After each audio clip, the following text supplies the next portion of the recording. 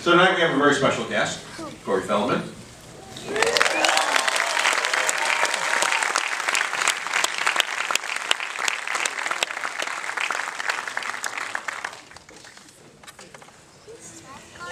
I just had dinner with Corey, very nice man.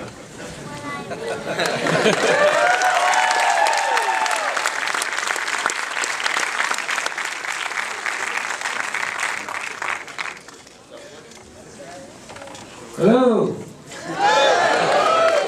Can you hear me out there? Yes. Is this thing on? Yes. Anybody hungry? Well, I figured, you know, what they teach you, like, you know, if you're gonna go eat, then you better bring enough for the rest of the class.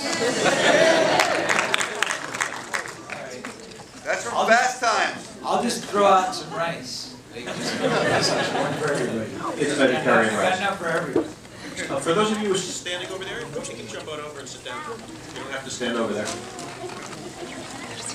No, I mean, you can sit down. You don't have to leave. Oh, you can leave. You can leave. We get them to turn down the house lights just a skosh so that we're not blinded. I know Corey's got sunglasses, but sadly I don't. Oh, right. Can you actually hear us? But can you hear us well? Yes! Can you hear us really well? Yes. Can you synchronize saying yes? Yes. Wow. It's working well for us. Yes. So we're going to ask a bunch of questions about the movie and also talk about a few other things. I'm basically going to ask you guys a bunch of questions, and then you guys are going to answer and pretend like you know what you're talking about, okay? Okay, Corey, go first. Okay, ready? And where was the Goonies shot? Oregon. Very good. Was it all shot in Astoria? No. How much of it was in fact shot in Astoria? Morro Beach. 30%. Morro Bay. Morro Bay. All right, can I? Going once for five. Going once for five. Everybody knows over here. $5 on 30%. $5 on 30%. Do I hear $10? Do I hear $10? $5 on 30%. Do I hear $10 over here? $10 over here. 30%. About 50%. Just count. Does anybody know if the ship was real? No. Yes. Who said no?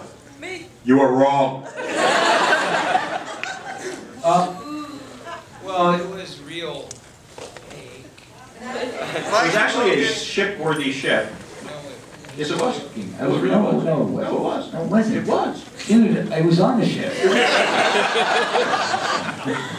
Okay, I mean it was a set still. It was built on, you know, on the bottom. It wasn't fulfilled. There was, you know, cement inside it. Who started the film? You or me? You apparently. So Great, by the way. thank you very much. Yeah. I look a lot younger then. You did, but I mean, you know, who else could do the treble shovel like that? That was. It's a special skill that I have. He was talking about Jeff Cohen earlier because Jeff became an attorney. Yes. So let's start with. Were you offered any other roles besides Mouth? Or Never. That was the first Never one. been offered any other roles. I paid to get on the screen. No, Worked well for you. yeah, you know, did a few movies. I had rich parents. No, I'm joking. None of that is true. What was the question? When you first were auditioning, Yes. were you offered other roles, or was that the first one? No. Actually, it's an interesting story in the process. What happened was, it was based on a relationship that had been sown with my dear friend, Mr. Steven Spielberg. Maybe you heard of him? No? Never heard of him. And well, it was this kid, he was in film school. I thought he had a lot of talent. I saw a bright future. Anyway, no. Seriously, we had done a movie called Gremlins. And prior to Gremlins, the way Steven and I met was ironically, who knows this story? Any of you know the story? I do. Who is that? Why are you following me? I'm a big fan. Thank you, appreciate that. You follow me on Twitter? No. @Corey_Feldman. @Corey_Feldman. All right, I let's just not follow get you on the sidetracked. street. Yeah, I know, I saw you, dude. That's kind of weird. Okay? Like, it's cool though, the undercover cops behind me, they got your tags and stuff. It's all good. So, no, here's the deal. So, when I was about 11 years old, I auditioned for this little movie they were writing. It was a little movie called, it was 2 letters. E.T. No, Or GR2, what? E.T. Anyway, so this little movie called E.T. and I was auditioning to play Elliot's best friend. And so I got the part, the day that I got the part, Steven took me under his wing. I mean, literally, he had wings. Nobody knows this about Steven, but he's actually got wings. No, he took me under his arm, pretending they were wings. And hey, listen, I know it wasn't that funny, but you don't have to leave. I mean, look, first of all, I'm not getting paid to be here, so you just remember that. You sit yourself down and realize I'm doing this for charity. Anyway, so Steven brought me to the set of Poltergeist and showed me around. He actually showed me how, big movies were made, because that was I'd done like Friday the 13th at that point. And thank you. And but not the big stuff. And so he was showing me, like on Poltergeist, they were showing the scene where all the kids were flying out of the window. And so I actually got to be on that set. And basically what it was they rotated the room and they turned it upside down. All the kids were in harnesses. So I got to watch that scene with Steven, and it was really cool. It was a great day, and we really got a bond. And he's like, "Yeah, you're the kid. You're going to be the kid in this, big star." Because the whole movie originally, E.T. was about 2 kids who were friends that find an alien in the closet. And then the script evolved and changed, and unfortunately, my part was cut out. That sucks, right? You get E.T. and your part gets cut out, and you're like, yeah, nobody's ever gonna see that movie anyway. It'll go straight to video. So anyway, yeah, the part got cut out. I didn't end up doing the movie, and Steven said to me, "I'm really sorry, I feel terrible, and I promise you whatever the next movie is that I do, you're going to be in." And that movie ended up being Gremlins. So that's how I got Gremlins, and then, he enjoyed working with me on Gremlins. He didn't actually work with me, but, that's the political way of saying I did a good job. He was very kind of distant from that movie, because he was only the executive producer, and Joe Dante was the director. And I guess about 6 months after we finished Gremlins, I get a call from Steven personally, and he asked me to come into his office on a Saturday, which I thought was interesting. And he said, "I've got this thing I want to talk to you about." So I went in, and he said, "I've got this cute little movie. We don't have it ready yet. This is just an idea. I can't tell you too much. But what do you think? What would you think about playing a young Indiana Jones and running through caves and doing like a kid's adventure movie with pirate ships and gold treasure? What do you think about that? Would you be interested?" I kind of just like looked at him, deadpan, for like 5 minutes, like, no, Steven, that sounds like, that's terrible. Why would I want to do something like that? 11. But anyway, so no, it was a great opportunity, and I thought it was a shoo-in. I thought it was done, and I didn't know what character I was going to play. I just knew that I was going to get a shot to be in this movie, or I was going to be in the movie. And then all of a sudden one day, things once again evolved. Steven changing his ideas, I guess, at the last minute. Decided he wasn't going to direct it. So now it was going to be this other guy, who was this old man, Richard Donner. And he's big and he's scary and he's got a really deep voice. "Hey kid," talks like that. That was him on the bike there in the end scene. So he asked Richard Donner to come and take a look at this kid, Corey, that was in Gremlins. So I went and auditioned for Dick, and Dick and I got along right away. I was scared to death because I was like, I know Steven's cool, but who's this guy? He's scary. I mean, he was. He's like 6'2". He's a very intimidating man.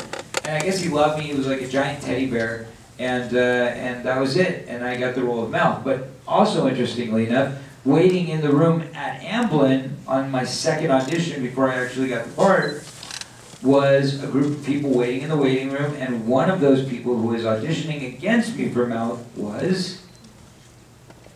nobody knows. Come on, dude who follows me. What's up? Me. No, it wasn't you. Justin Bieber! Yes! Justin theater. Isn't that awesome? As is I go. And then he ended up doing this 3D movie, and it was like, what are you doing, dude? Lame. Anyway, no, it was actually Corey Haim. Corey Haim was their audition. There's the Goonies story. When you guys started doing the movie, you're obviously a bunch of young actors working together. What did he do to help you create bonds, or what was the process on the set to get you to work together as a group of old friends? 6 months living together, virtually day in and day out, 6 days a week, 12 hours, 14 hours a day. That'll do it. I mean, it was literally that. I mean, we went up to Astoria and we spent, I guess it was probably about 2 months straight up there. We're all living in a little motel. Our rooms are all right next to each other. And then you also have school on the set, you know, when you're kids. So there's this little school trailer and everybody goes into the school trailer. No matter what grade you're in, you know, if you're in first grade or you're in high school, everybody still studies together with a tutor on the set. So bottom line is we spent a lot of time together. So there wasn't really any kind of acting magic technical tricks. We did on Stand By Me. We did a bunch of that workshop kind of stuff. But, you know, Donner's more kind of the get him kind of director. Tell us a little bit about Stand By Me with that workshop kind of. How did that work? Well, Stand By Me was a whole different ball of wax. Rob Reiner is a very, very particular and serious director. You know, there's, in the industry, there's two types of directors. There's the technical directors and there's the actors directors. I would qualify Donner as more of a technical director.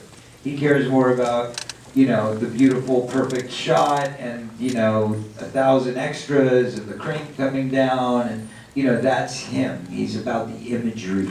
He's about the technical side. Not to say that he's not good with actors, because he's amazing and he's a brilliant, brilliant director all around. However, that's not his focus. His focus isn't getting the performance. His focus is getting the technical side and delivering a good movie. Now, Rob Reiner, on the other hand, this was his second film.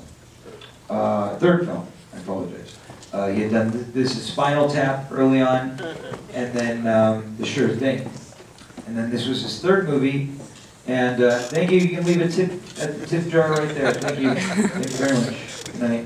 There's no free candy on the way out. Sorry, kids. If you want to get your parking validated, though, you can go to the counter. Thank you. Good night. Anyway, Stand By Me. He took us up there, and we were 4 kids. River and I knew each other. Will and I had never met. Jerry and I had never met. And we went to Eugene, Oregon, and basically we were there for 2 weeks before the film started.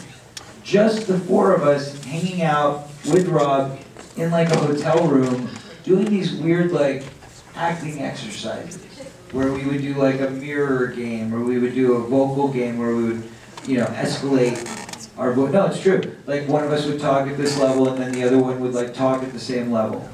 And then the next one would talk a little bit higher. And then you'd have to talk a little bit higher too. And then the next one would yell. You know, so it was like that. And we do all these kind of different exercises, basically just to get us familiar with how each other would react. So it seemed very organic and it seemed very real that we were knowing each other for many, many years and very good friends. Goonies, although of course it's about a group of kids that are, you know, like brothers and sisters, they still, it's such a fast-paced movie. There's so much movement and the vignettes almost with the kids' interaction before they get into the camper is very small. So it's not the same. You're not basing and hindering the entire film based on their relationship. Now I read a couple of things when you were shooting. Can we ask a question? Yes, you can in a minute. I read a bunch of different things. Well, go ahead, ask now. I gotta go because I have a little son here, but I want Corey to know that I grew up on the Goonies. I love that movie. The visual effects inspired me. I have a visual effects career now. I work for DreamWorks. Nice. And your work on the Goonies was something that like inspired me. I have to go because this kid's past his bedtime. Aww. We're gonna roll. But Thank Corey, you rule. That movie rules. And like inspired me. And hey, do me a favor and tell Steven that I wrote him a couple messages. Well, I work for Katzenberg, and they, you Oh, gotcha. know, they split up. I understand. But thank you Good so night, much, guys. Corey. You rule. Thank you very much. Oh, The movie still holds up now. It still holds up. thank you very much. I appreciate it. Check out the Blu-ray, by the way. We just put out the All right. 25th anniversary on Blu-ray. I'd like to point out that wasn't a question. You are correct, sir. You are correct. But it was very nice. Very nice. Nice sentiment. So, on the actual film, there were a couple of rumors that Spielberg actually directed a few of the scenes. Is that actually Yeah, true? well, more than a few. He actually directed about a quarter of the picture. Because, well, Richard Donner is kind of well known for being elaborately behind schedule. Shall we say, illustriously over budget? A nice way to put it. But, you know, I mean, it's worth it. Obviously, you see the end result, and it's a beautiful picture. However, due to his extravagance and, you know, wanting to take 12 hours to set up one shot, you know, with 3 different cameras all shooting in different directions at the same time. That's his big thing. He likes to do 4 or 5 cameras sometimes, all shooting one shot at the same time, which is very, very difficult to light. You are saving time, you know, because you're getting so much at once, but then you're losing time because that's all you're getting all day. Anyway, so because of that problem, Steven said, well, since I'm the executive producer, my next on the line here, I want to help get this thing done. So he came up to Oregon initially and started shooting there. Shot for, I think, about 2 weeks as second unit director up there. And then when we got back to LA, literally he took over like half the production. Like it was like we had 4 sound stages going at the same time on the Warner Brothers lot, which was, I think, historical. I don't think that's ever happened on any other production. But we had the biggest sound stage, which is stage 16. That's where the actual pirate ship was built. And then we had stage 15, 19, and 19A.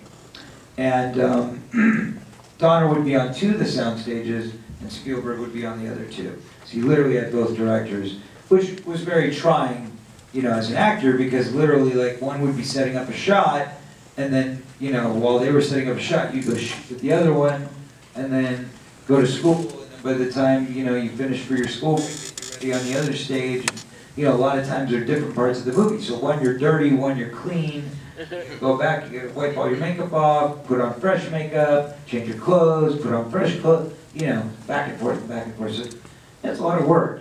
Was there a lot of difference in the way they directed you guys? You know, not really, because I will say, obviously, both geniuses, both incredible directors, and both really awesome human beings as far as their interaction with people, their social interaction. And they both have a very kind of father-like quality. So they were very good with dealing with the kids, with working with the kids, displaying just a good balance of emotional support. I'm going to throw some questions out to you guys. Anybody want to ask something? Was there a real water slide? Oh, thank you. Yeah. It's not here. Was it an actual real long one that went into the water, or? Yes, it was an actual real long one that went into the water. There was a couple. What? Huh? What should we talk about? Okay. No, there was the one that actually wrapped around the stage, it went all the way around the sound stage, and then it just kind of led off into a spout. But then there was actually, like, in the cavern where you see the 3 spouts that we shoot out of, those were actually there. That was all, you know, in the real set. And they shot off into the lagoon. And those were, like, really far up. So they didn't really want the kids going down them, needless to say. A little bit of an insurance risk, because when you flew out, you were literally flying out, you know, anywhere from 15 to 30, 40 feet up in the air. But of course, we figured out a way to get away with it at lunchtime sometimes. But nobody's telling. So how's your Spanish now? Let's see. Comprende mucho, habla poquito. Okay? Anybody else? Okay, go ahead. How close to the script did you stay? Oh, sorry, we're both going at the same time. I slept with it under my bed, so I would say pretty close. I was just wondering about ad-libbing, because when you guys were all kind of together in these scenes, all kind of talking all over one another, I just wondered. Ad who? Ad-libbing? I don't know her. No, I'm just joking, I do. We didn't, well, okay. Basically, if you saw the original cut of the film, which was actually 7 hours long, you would understand why we spent, was it 3 months? 3 months in the ADR stage. 3 months on the ADR stage, that's almost unheard of.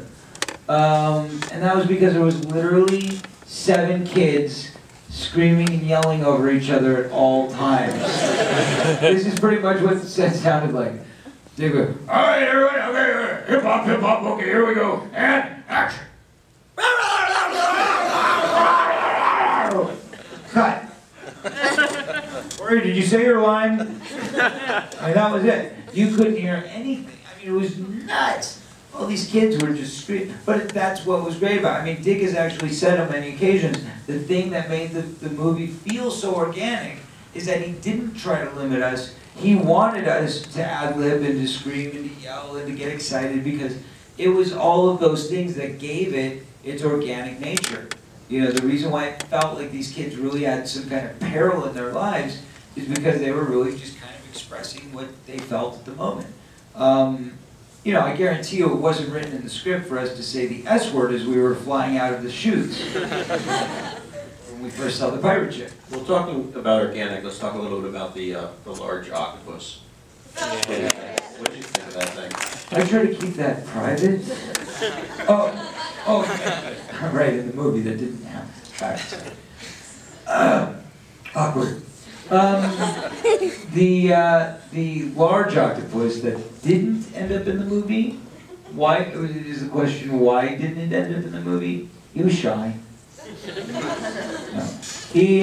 Well, it didn't look very good. I mean, you know, obviously Spielberg is a little bit of a perfectionist.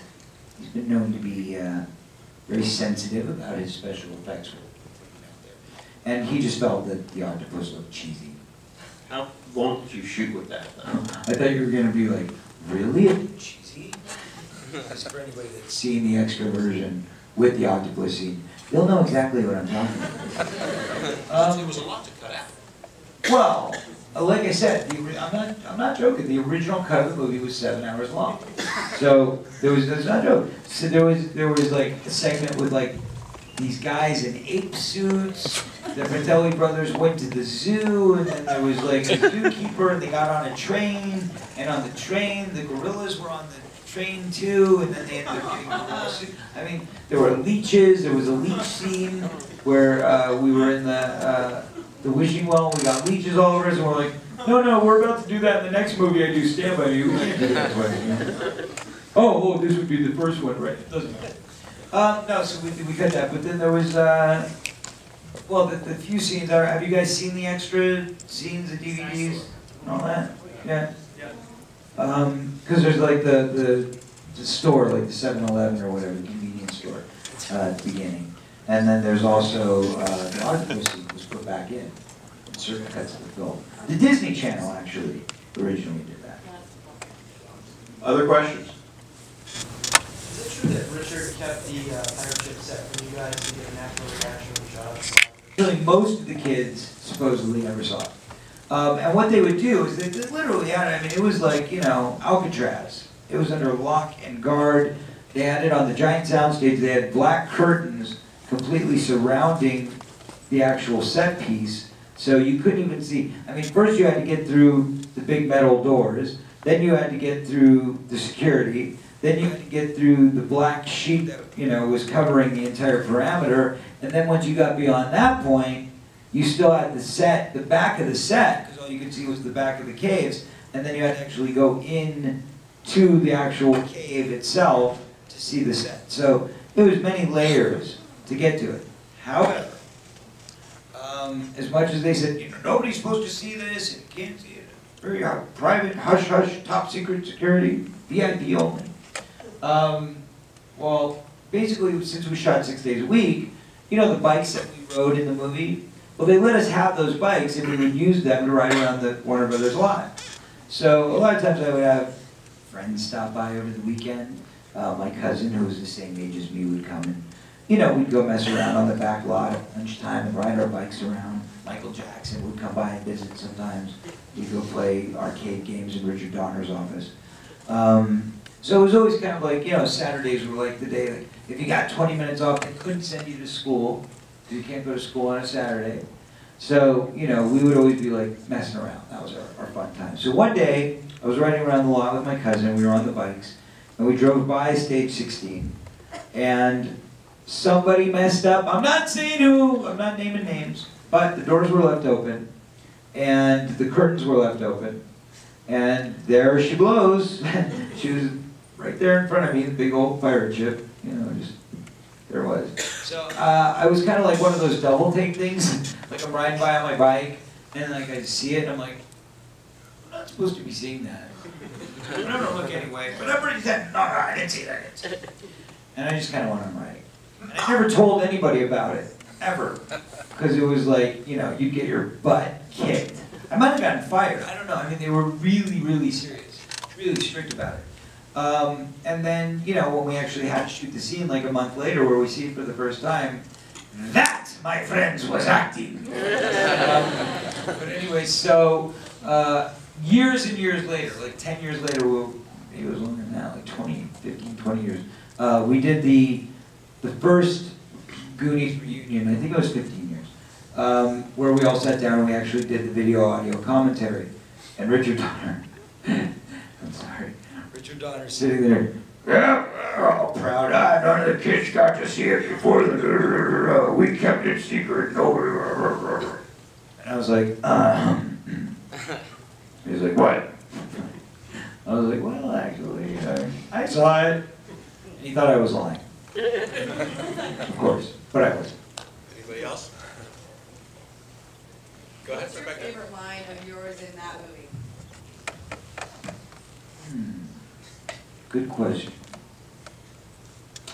I think, Your favorite. you know, I guess because it's so iconic and it's the one that everybody comes up to me and says, oh, dude, that line. But, you know, this one right here, that you know it, you know it. You want to be here, was it? What? We're waiting till you say it. Go ahead, you say it, let's see. No, no. Yeah, no, it's your turn. I'm No, going to lead you with the pledge later on, so you say it. Oh my God, the pressure. No, that was one of my lines too. I remember that one. All right, we'll all do it together. Ready? 1, 2, 3.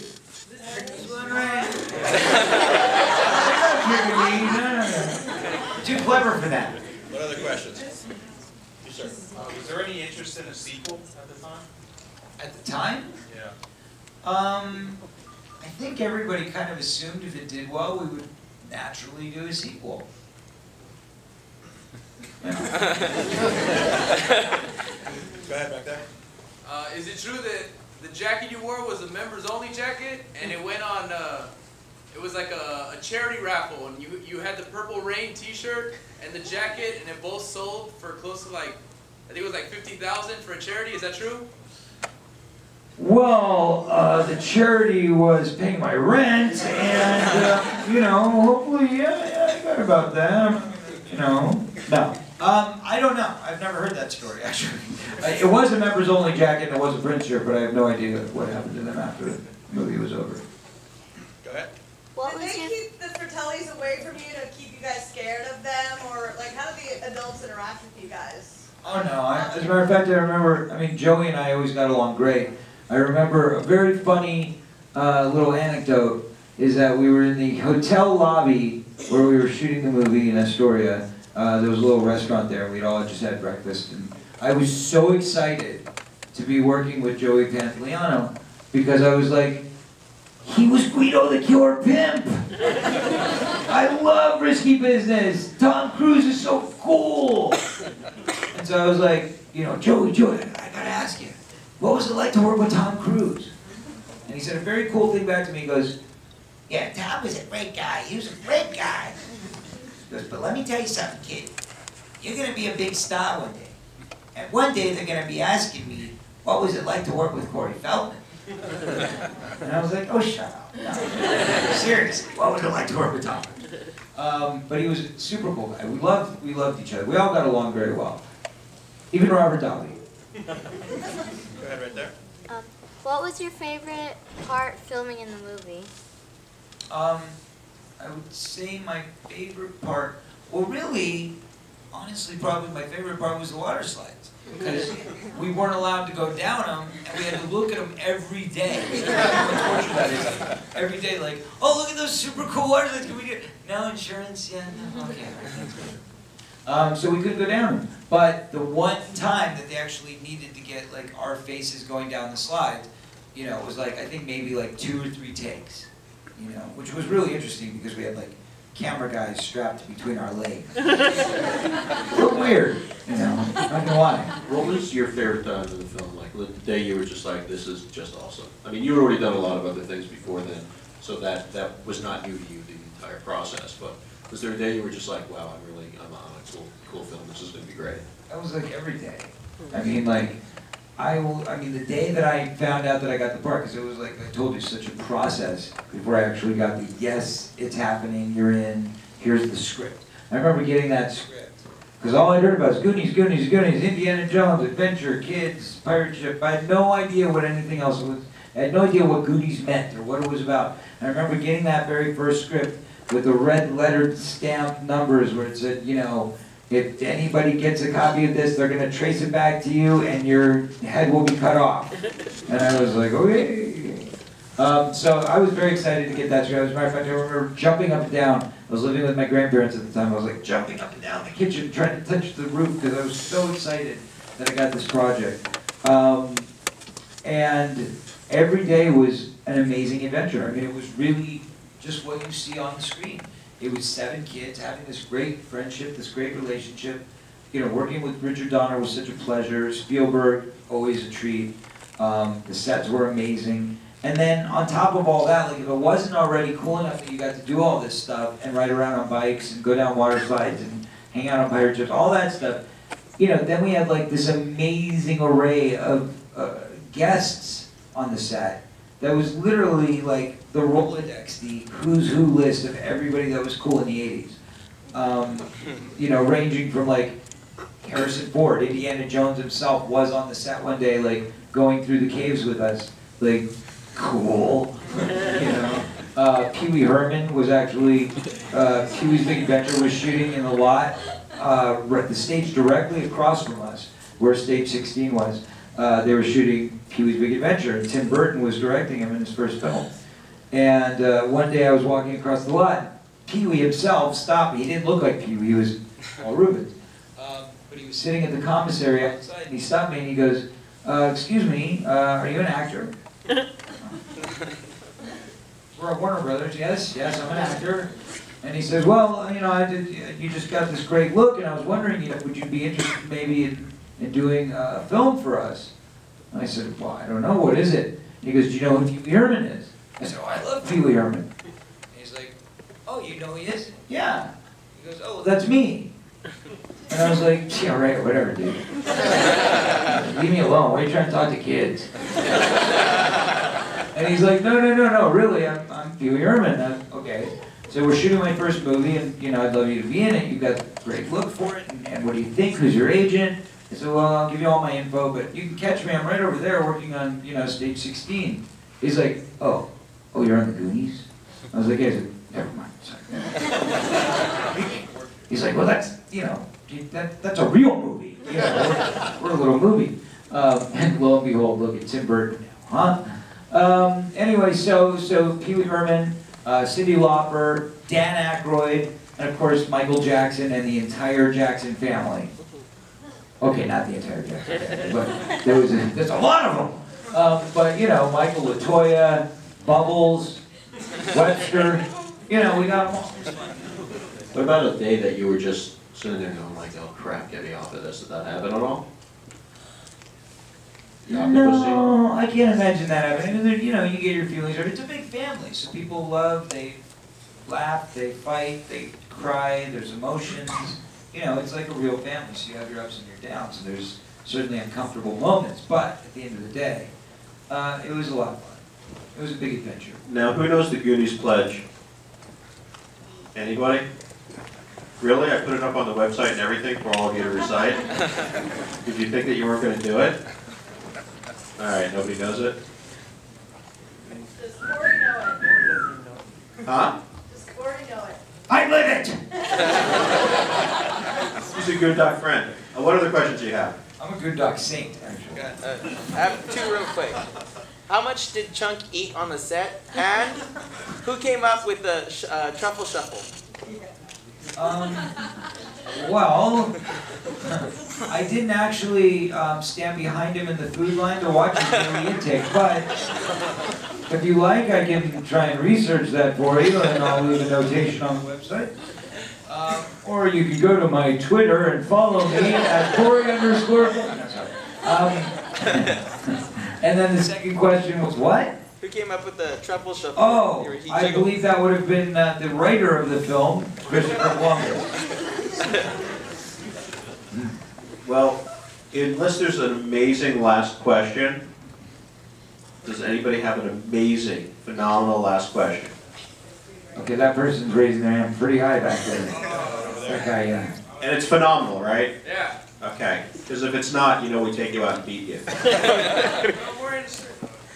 You're 11 years old. How much did you get paid for it? That was the amazing last question? You're 11 years old. How much did you get paid? How much did you get More paid than you to do all did. that? No, I got paid $20 a day, plus food stamps. Go. Goonies is on TV, and it's in all these different places all the time, the image of it. Has it ever found you in like a weird time, or someone come up to you in your life and said, that's my favorite movie, someone you would never expect, or you're in a room and it's on?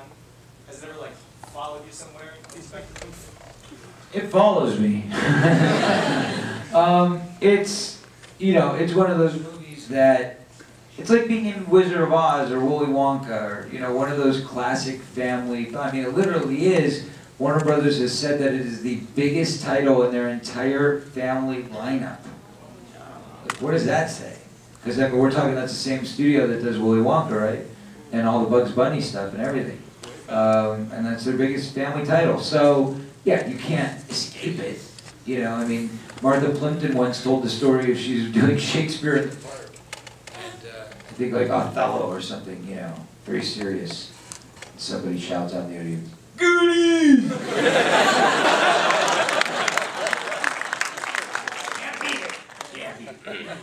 Well, let's talk about your current film and what you're going to be doing with Elvis Bash. Okay, sounds like a good idea. So I have a new movie coming out, which we haven't really started promoting yet, so don't be surprised if you heard of it. But it is definitely one of the most interesting films I've ever done.